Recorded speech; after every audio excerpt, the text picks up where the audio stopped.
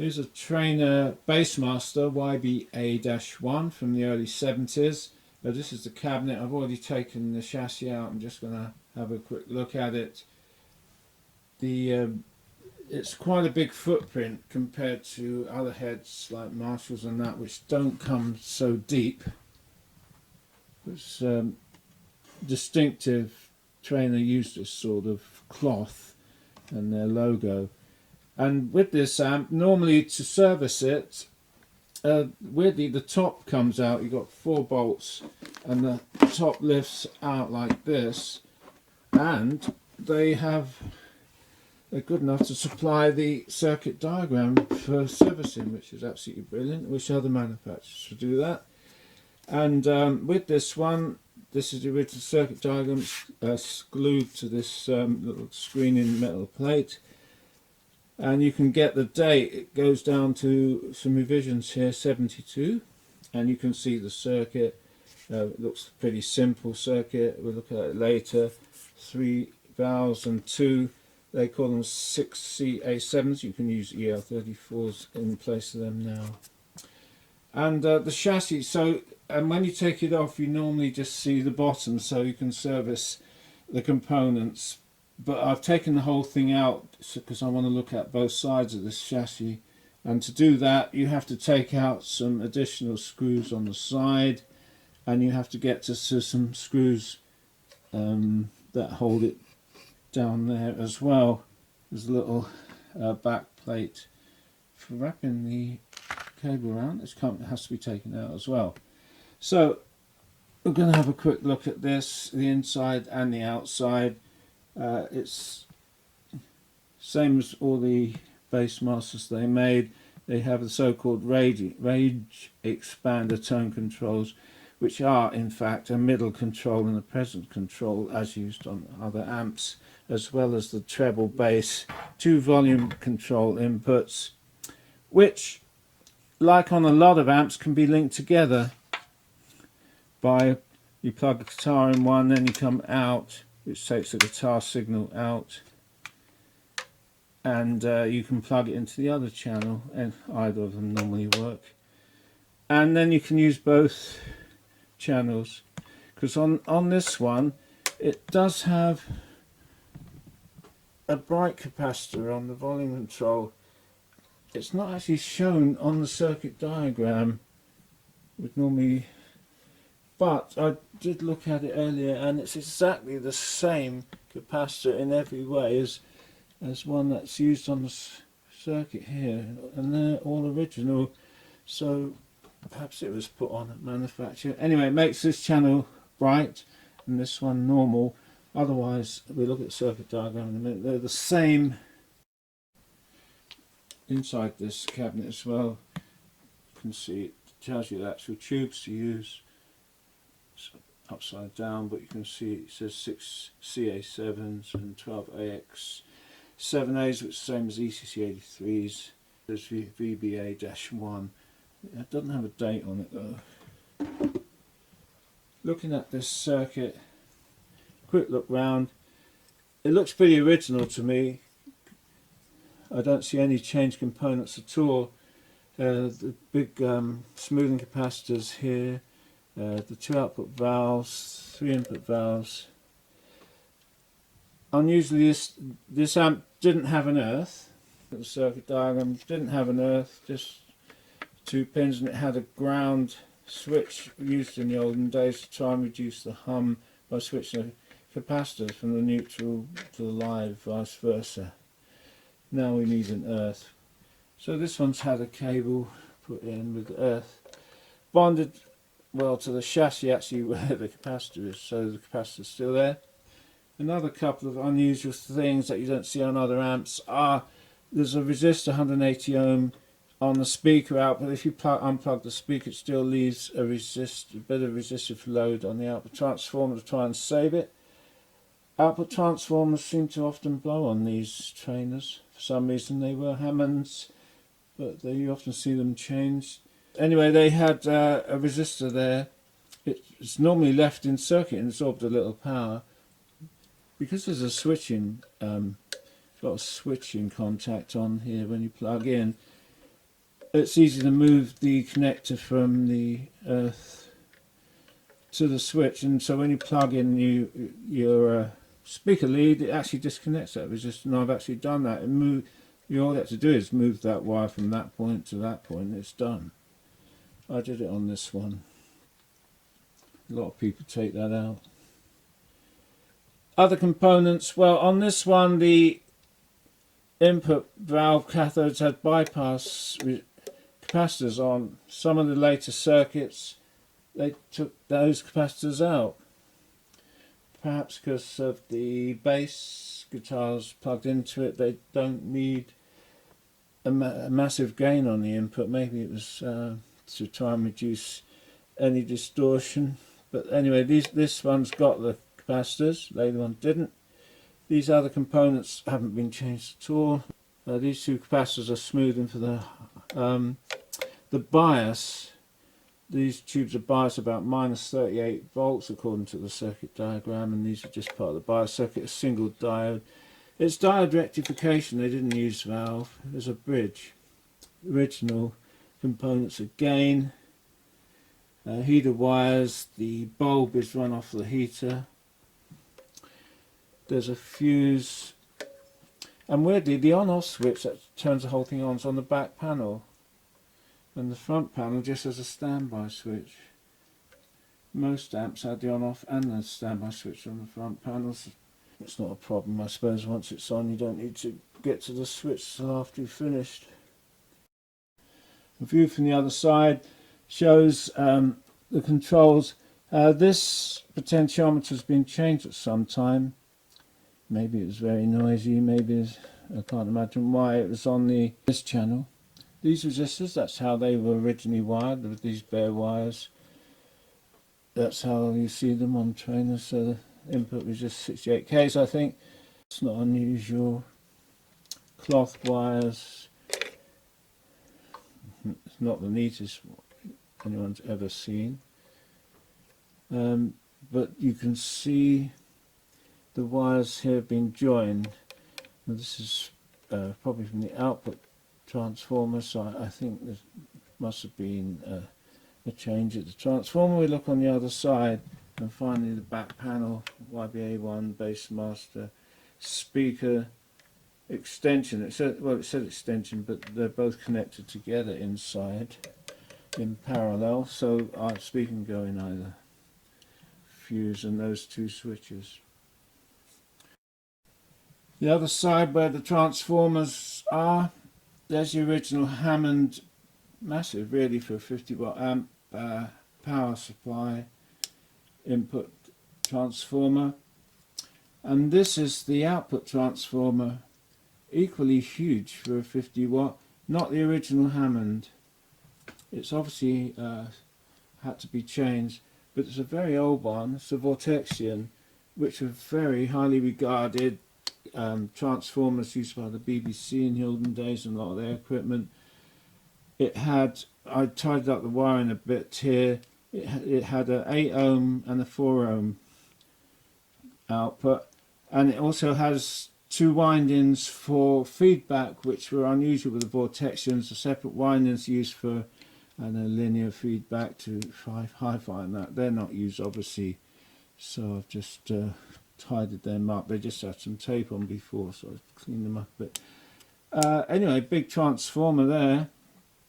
Original capacitors, Malloys, made in Canada, twin 40 microfarad each one. They look okay. The three valves there, and two EL34s. Not much on this side. Early versions of this, very early versions, had a choke inductor in the power supply smoothing. They obviously decided it wasn't necessary or was expensive and didn't need it, so only the early ones had that, but it fitted in there, and this was over there a bit more, so that's not in this one. I'm going to connect it up, do some voltage checks, and look at some of the other circuits that were made and the variations of this amp that came along before and after this one. As I say, this one's about 19 72 apparently, because the circuit here, revisions, you can read it says 1972, so that's when it must have been made. After that, there's I tried to look for a date code. I couldn't really see a date code on here. Take a quick look at the circuit of this YBA-1. I've got the circuit diagram from actually pasted inside. We can look at a few details. It's a very simple circuit. The power supply here is straightforward. I mean, it's very similar to amps of that time, where they tended to copy each other and use some manufacturer's data. Well established circuits that gave good results, and this is just the same. It doesn't use a valve rectifier, it uses a bridge for the power supply, 440 volts here. People have spoken of higher voltages, but maybe the very early ones could have been, but it's not shown on the circuit diagram as higher. And the standard single diode for the biasing to the two output valves, 6 CA7s, which are the same as you can use EL34s that directly plug in. Just two of them. And the bias here, it says minus 38 volts, I believe it says there. So this is all pretty straightforward, except the input here, no earth wire, just two pins, and there's a switchable capacitor which is supposed to try and reduce the hum. These days we would change that and fit an earth wire bonded to the chassis. The pilot lamp is a 6.3 volts down here on the heater. In later ones they put it on this winding, they put it on the input as well. This circuit has been updated a couple of times. You can see it here. I believe the original date, which has been sliced off, of January 13th. I'm not quite sure, but anyway, but it hadn't changed much. It's a very early one, January the 13th something, which it was what it said there. Can't quite read it. These copies are never very good. But this very early one, it's got a big choke in there, which they did away with, probably due to the cost, or didn't decide it was necessary. The rest of the circuit's still using rectifier diodes here. The switchable there, the lamp here, the power supply. This is the same on the output circuit. This is the same. Input circuit has changed slightly. This cathode follower was copied, I think, from Fender, and is used by Fender, Marshall, all sorts of people. Exactly the same circuit. A few changes from this early edition back to this one. That's gone now, that big choke inductor. Otherwise this part's the same, and the input's the same. It's still using bypass capacitors on the cathode resistors on this valve here. There's the cathode follower. 500k pots. They have used other values, 1 meg and even apparently 4 meg on some of their circuits. Tone controls here, and this so-called range expanders. They got the low range expander, which is generally called the mid control by other people, middle, and the high range expander, which is generally called the presence control by other people. And that comes off the transformer via 100k, which is quite a high value. Normally it's lower. The cathode follower is basically the same as everyone else. It is exactly the same actually. 100k, 820 ohms, 100k. That would normally be about 190 volts. I can't quite read what it says there. I think it says 225. It seems fairly high.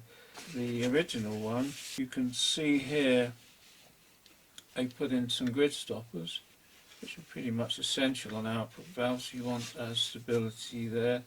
They weren't on the original circuit, so it's changed there. Notice there's a big resistor here, which no other manufacturer normally use.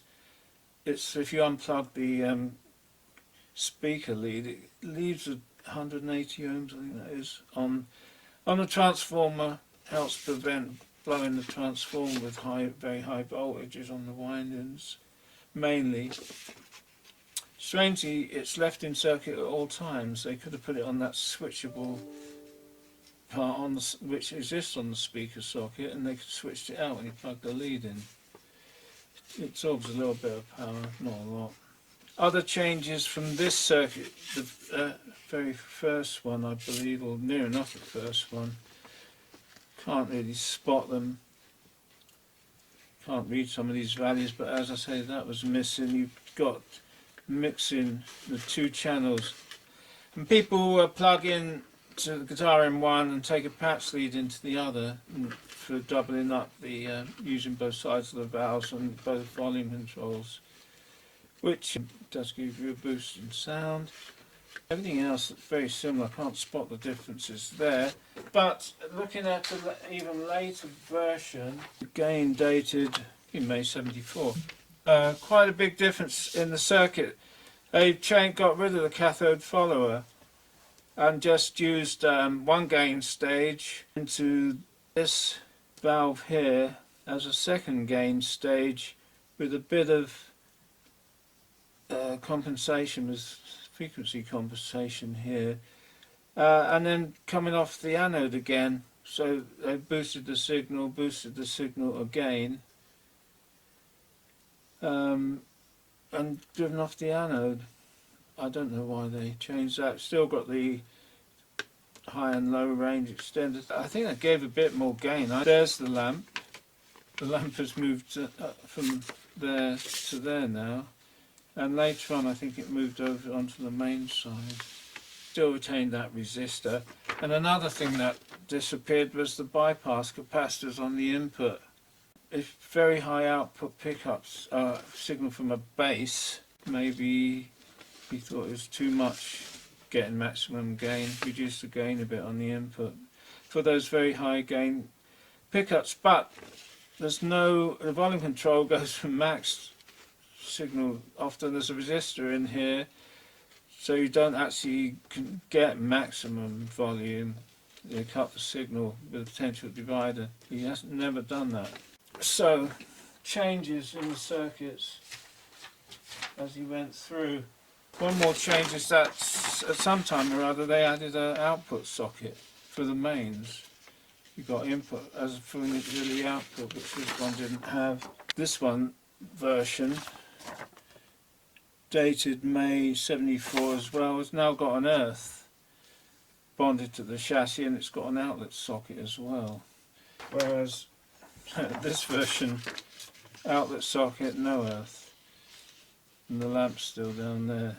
Hammond transformers, it's got a number here, A1350 for the mains one. It's the same transformers throughout, I think.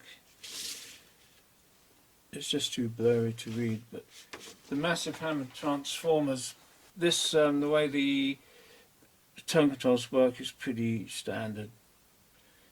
Treble, bass and middle with these three capacitors, a couple of resistors and the pots. You'll find this in so many amps. And the phase splitter, 100k, 82k. Try and balance the circuit, it never works if you've got a scope on it. 1.5k's, 38 volts through 68k's. So that's the circuit. Now looking inside, everything is as per that circuit. Very little has been changed, if anything. Rectifier diodes, few capacitors, mullards, plus a couple of others for the high voltage. Wiring, not that neat, but heater wiring, heater bulb. And the mains, this one's had the mains changed, but it's bonded earth here. It's bonded where that capacitor is, which won't do anything now. The smoothing capacitors, the capacitors on the input valve, and there's that resistor for the speaker. I actually moved the connection from permanently onto the, it's got a switch there when you plug it in, which disconnects that, and then when you pull it out, connects it back in again. valves, power valves, 3 small valves, and the 2 here for the input of 500k, and that one's been changed for some reason. And that bypass capacitor on this channel, it's exactly the same capacitors as that one down there. It's got exactly the same writing on it, everything. So it must have been put in originally, but it's not shown on the drawing. It gives treble bypass on there. So there's not much inside. It's a very large footprint chassis, so there's an awful lot of room inside. Testing this Bass Master, I've been doing a little testing, just bringing up the voltage slowly on the variac and checking the voltages in a few positions. I've already checked out all the capacitors of the ESR meter, they seem okay, and I haven't changed any other components. According to some information on some of these circuit diagrams you can get, they give you some indications of the voltages that you should find, and it says here 440 volts I should get eventually when I turn it up. I'm also measuring the voltage on this here. There's no way of measuring easily the current flowing through the 2 output valves unless you put a 1 ohm resistor, which you can do in there, and measure the voltage across it. I haven't done that. I'm measuring the bias voltage to make sure it's working here. Should be minus 38 eventually. So we can measure the input current here. It should be about half an amp probably, 100, which should be about 100 watts. And that's virtually all the power on the heaters. Got a speaker plugged in under the desk, a big 15-inch speaker actually. No background noise at all, which is good. Let's just ramp up the voltage a little bit more. At 235 volts we've got 442 volts, which is virtually spot on. 440 I think that says. We've got 192 over here. Bias minus 36.5 instead of 38, which will set the current through the output bars, but nothing out of the ordinary. Background noise, tiny hum from the guitar, so we know it's working. A lot of hiss on this volume number 2. After checking over, doing a little servicing, checking all the components and voltages and everything, before I put it back in the cabinet, a quick check over of the controls. 235 volts in. This is the standby switch. The on-off switch is round the back, so this is upside down at the moment. So with a hum from the guitar, that's all. Very low background noise from the amp itself. Now this channel is normal. This one's got the other one's got the capacitor on it for a treble. Treble control. That's got a lot of range, bass.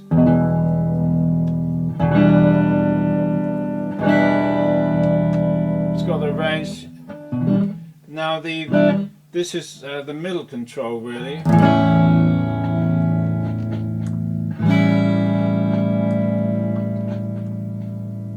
It's not huge, but the presence control's probably got a lot. It will add a lot of treble. Which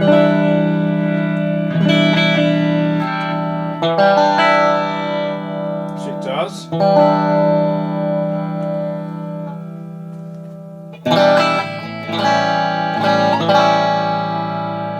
So let's try the other channel now, which has got that bypass capacitor.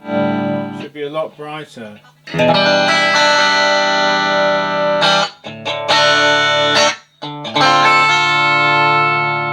Very trebly. Take some treble off of there as well.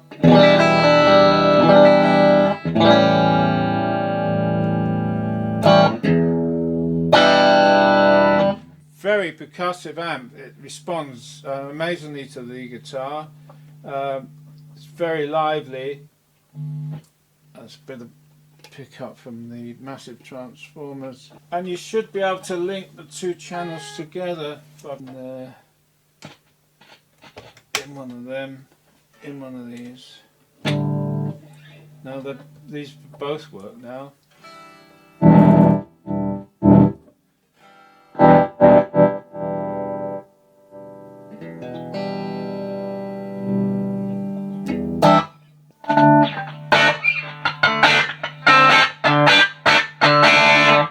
That's got so much treble on that channel. Everything's working. It seems like it's going to be incredibly loud.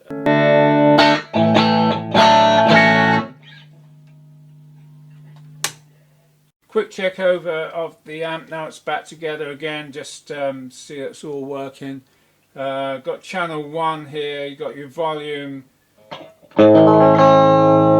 and you've got treble, bass, mid and high, obviously.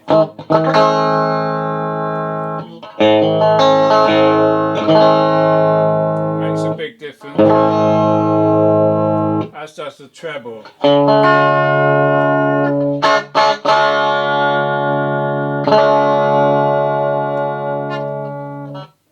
And I don't think you need a lot of bass on this channel.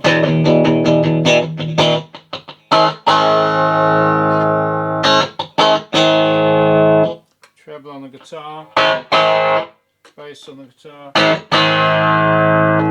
middle.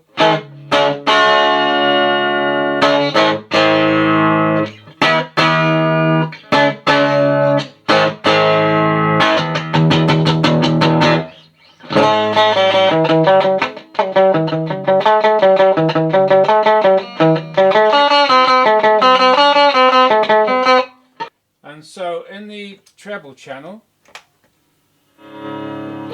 it's really bright, so you don't need these up.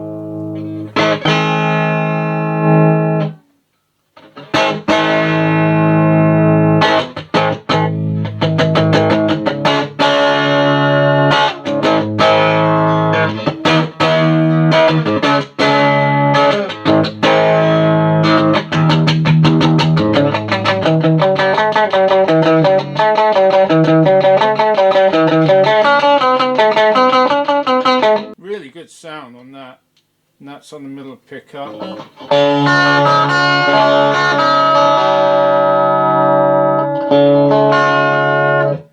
Very, because of the treble boost. So we've got the treble right down. Now you can link the two together if you want with a linking cable, just either 1 or 2 back into the other one. Let's go in 1. Turn down that one for a minute. So that's with the treble and the presence down, so it's a bit bassy.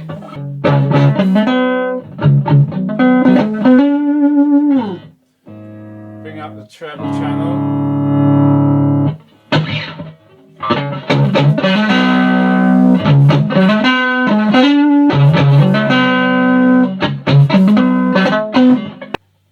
Really loud with hardly any volume turned up at all.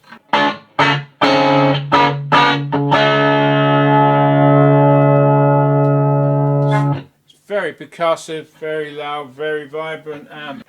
In the bright channel on its own,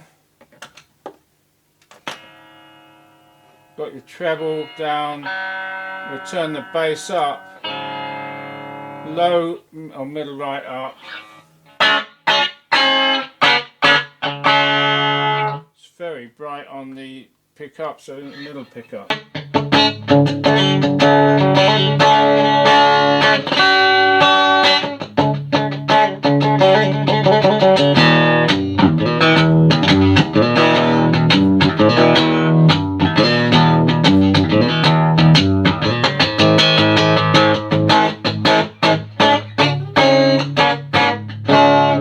Treble pickup.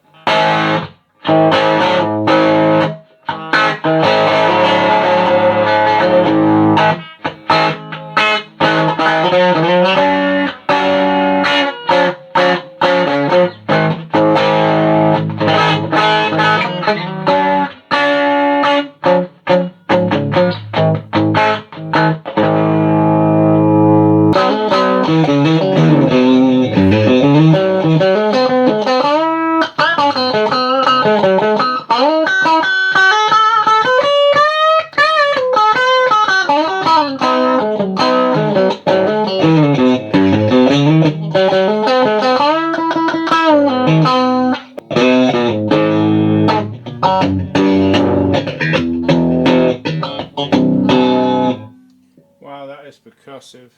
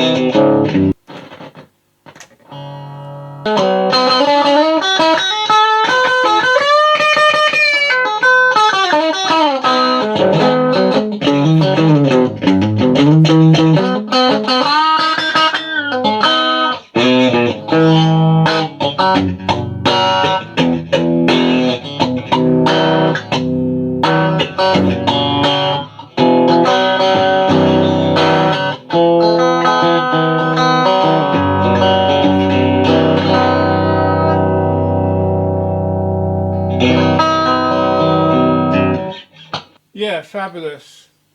Unbelievably lively and reactive to the guitar. Probably too much volume. I've only got the volumes down very low, and the thing is just very loud. Standby. Background noise is pretty low. Fabulous amp.